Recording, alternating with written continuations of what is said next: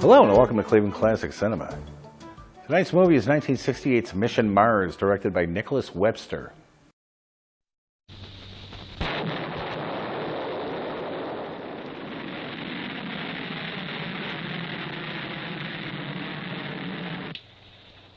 M1 to CK.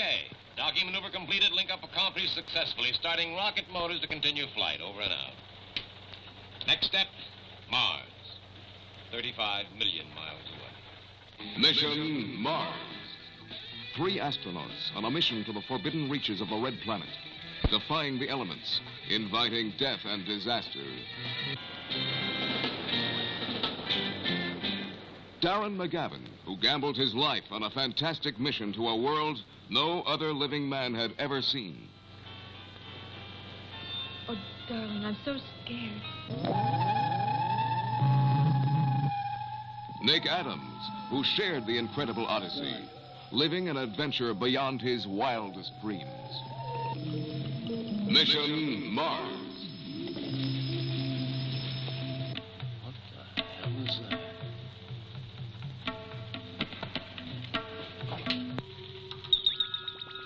They met their destiny on a planet that time forgot.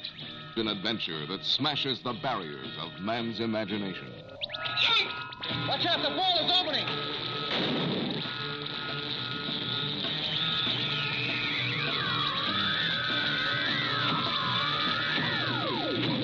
Help me! Mission Mars.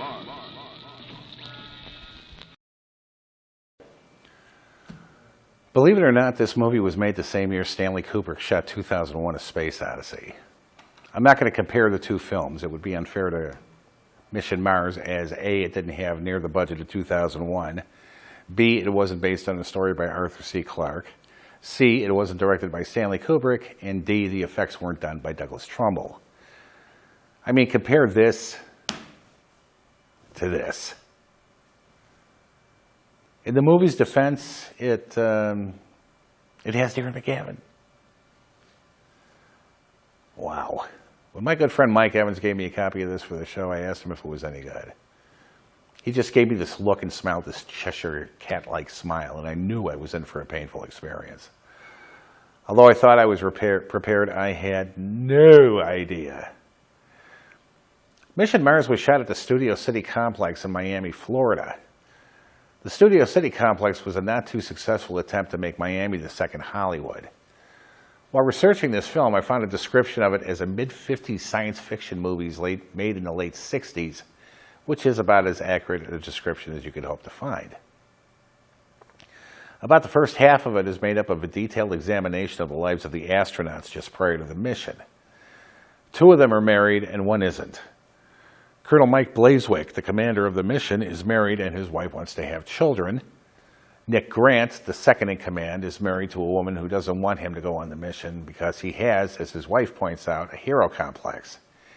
He's determined to do things that are dangerous in order to live life to the fullest, and when he promises her that this is his last mission, he personally signs his own death warrant. The third guy on the mission, Duncan, is never referred to by his first name and is proudly single, so you can write him off out of hand.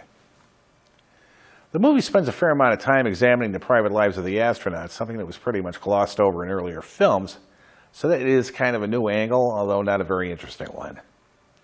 When I was watching it, I'm thinking, okay, enough of the From Here to Eternity tributes. Let's get going already. There's an impressive amount of NASA stock footage used in the movie, and one shot of a booster stage separating falling away from the rocket is used 3 different times as 3 different things. In the first use, it's an actual booster falling away. In the second use, it's the footage run backwards to simulate docking with a supply ship. And in the third use, it's the rocket disconnecting from the supply ship. I love the food they eat, too. I mean, Duncan takes 3 little pills, puts water on them, sticks them into a pressure cooker type instrument, and omelets come out. Nice. Of course, Grant, being the rebel of the crew, sneaks a pastrami sandwich on board and wolfs that down as Blazewick and Duncan look on jealously.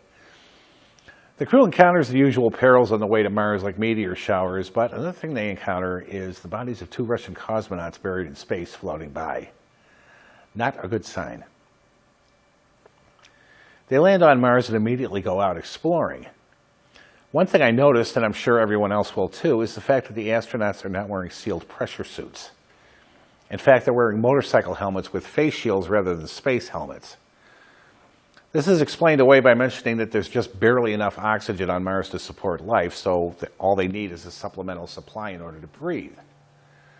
The true reason for this was explained by Lance Webster, the son of director Nicholas Webster, and I'm quoting him here. Here's the true story about the open space helmets on Mars. When Darren McGavin first donned his helmet, and it was a bad fit and mashed his nose, his most prominent facial feature, he angrily ripped it off, threw it against the soundstage wall, it shattered, and stopped off the Mars set, vowing not to return until the problem was rectified. With time being money and money scarce on this ultra-low-budget film, the film's designer, possibly hungover, rushed out and bought and painted some motorcycle helmets. I, as a gopher and the only person on the crew who could type, was ordered to quickly write a few lines of dialogue indicating that the mission crew back on Earth had just discovered that there was sufficient oxygen in the Mars atmosphere to permit simplified helmets that only needed to augment the oxygen supply. Thus, Darren was back on the set later the same day. There's also the story of the dump truck which, when backing onto the set with a load of Martian sand, fell through a temporarily constructed plywood covering into a giant pit in the center of the soundstage. It took a day to get it pulled up out of the pit. Why, you ask, was Mars being recreated indoors? Because the day before, a local Florida mini-tornado roared through, destroying the outdoor Martian landscape it had taken days to construct. Let's face it, it was probably a mistake to film a sci-fi special effects film anywhere in the USA out of Hollywood.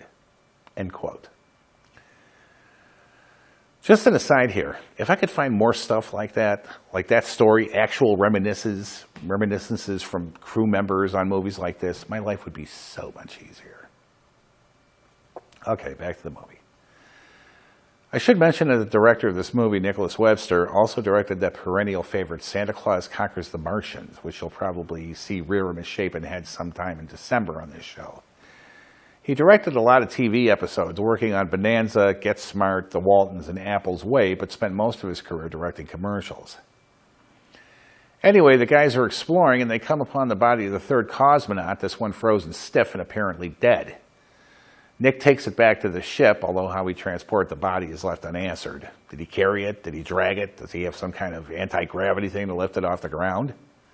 I mean, it's a human body in a spacesuit, and it's a lot of dead weight to lug around. While Nick is transporting the body of the cosmonaut, Blazewick and Duncan find the Russian spacecraft and grab a few things, but when they head back, they find that the balloons they left as markers are gone. They still manage to make it to the ship, but find something there, which the guys back on Earth explain are Polarites, whatever the hell those are.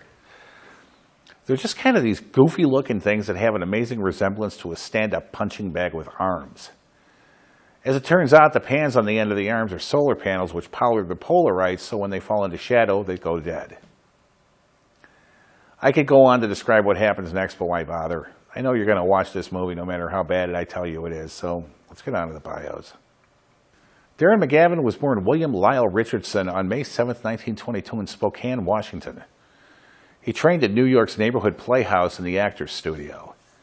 His first film appearance was in an uncredited role in 1945's A Song to Remember, and he appeared in a good number of television series, including 1951's Crime Photographer in the title role. In 1955, he appeared as Louis the drug dealer in The Man with the Golden Arm, and then in the same year as The Court Martial of Billy Mitchell, both directed by Otto Preminger, then played the title role in 1958's Mike Hammer. He enjoyed a busy career on stage, film, and TV, never being out of work for long. In 1972, he appeared for the first time as reporter Carl Kolchak in the classic TV movie The Night Stalker, a tale of a vampire in then modern-day Las Vegas. This led to a sequel, 1973's The Night Strangler, and then a series spinoff, Kolchak the Night Stalker, a Monster of the Week type show. Some of the episodes were pretty silly, but a lot of them were generally scary, and as always, McGavin was a joy as Carl Kolchak, a role he was born to play. The series only lasted one season, but it is fondly remembered by its fans. He remained busy throughout the 1980s, landing the role of the old man in 1983's classic A Christmas Story, and later appeared on TV as Bill Brown on Murphy Brown, winning an Emmy for his performance. Darren McGavin died of natural causes on February 25, 2006 in Los Angeles, California.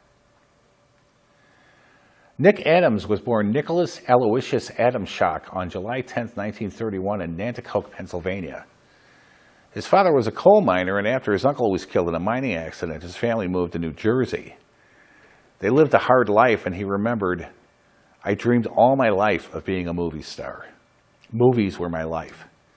You had to have an escape when you were raised in a basement. I saw all of the James Cagney, Humphrey Bogart, and John Garfield pictures. Odds against the world. That was my meat." His first role was an uncredited bit in 1952's Somebody Loves Me, but then he became well known after appearing in his fourth film, 1955's Rebel Without a Cause. The death of James Dean, who was a close personal friend of Adams, hit him hard, and he began to act recklessly, being arrested for speeding 9 times in 1 year. He had a hit-or-miss career in movies, mainly appearing in TV series, the best known being as Johnny Yuma in The Rebel. In 1963, he was nominated for a Best Supporting Actor Oscar for his role in Twilight of Honor, and spent $8,500, which was no small amount of money at that time, on an advertising campaign in an effort to win. He was devastated when he lost to Melvin Douglas in HUD, as he was absolutely convinced that he was going to win. He wasn't shy about self-promotion, using his friendship with Dean and Elvis to help call attention to himself. Unfortunately, all of this didn't work very well. During the production of tonight's film, he was fighting with his ex-wife for custody of his children and needed money, which is the reason he took the role. Just prior to his death, he used his own money to fly to Italy to co-star in a sci-fi horror movie entitled Murder in the Third Dimension.